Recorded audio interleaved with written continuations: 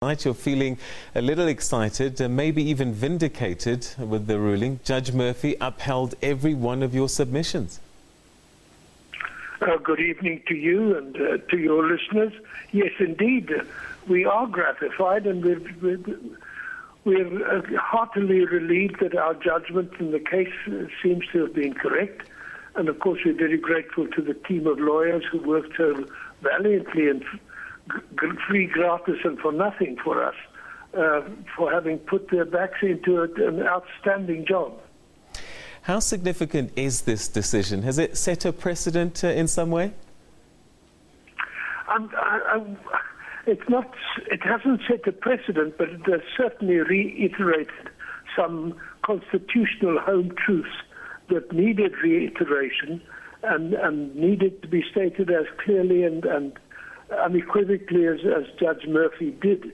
It's very important that people in the position of those who he has criticized so severely be made to understand that the Constitution imposes upon them certain compulsory standards. Power corrupts, and absolute power corrupts absolutely.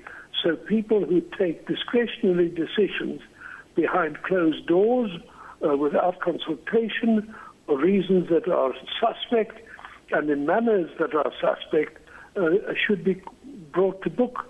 And that is what the judge has done here, and that we welcome. Not only on behalf of us, in fact, not really, we have no personal interest in the matter. It's in the public interest, and in fact it may even be in General Mdluli's interest that the serious allegations against him be properly, publicly aired in the way that charges of this kind are normally aired and tested, namely in a court of law. Was there anything that the judge said that you think we really should take note of? I do believe that the new NDPP will take serious note of the very, very severe things said about inter alia people like Advocate Mdluli and Advocate Chauke, whose competence and professional judgment was very, very seriously challenged and doubted by the judge, but much more seriously, whose credibility was found by the judge to lack the requisite standard required of people in the responsible positions. So we may well see changes in the staff. It may lead to an improvement and hopefully to a restoration of morale within the National Prosecuting Authority. It may well serve in the police to restore to some extent a sense of integrity. Getting rid of bad apples does everybody a good deal of a favour, and that's what we hope will be one of the consequences of the judgment.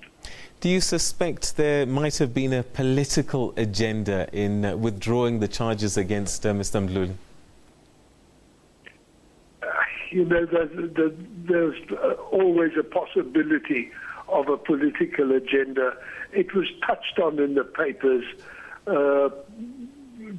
General Mdluli's connection with other matters of political importance is a matter of public knowledge. It's in the public domain. The spy tapes issue, the letter he wrote to the president, which is cited in the judgment of Judge Murphy, in which he said he would help him to be re-elected if he could be protected. There is a political undertone to it, but that wasn't the case we were making, and it isn't part and parcel of the case we set out to make. All right, so now the NPA has to prosecute a case now, which it didn't want to before. How earnestly do you think that they will do the job? Well, if the reins are taken off the people at the operational level, they will do a good professional job. It wasn't that at the prosecutorial level and at the investigatory level there was any hesitation to proceed. On the contrary, they were all fired up to go.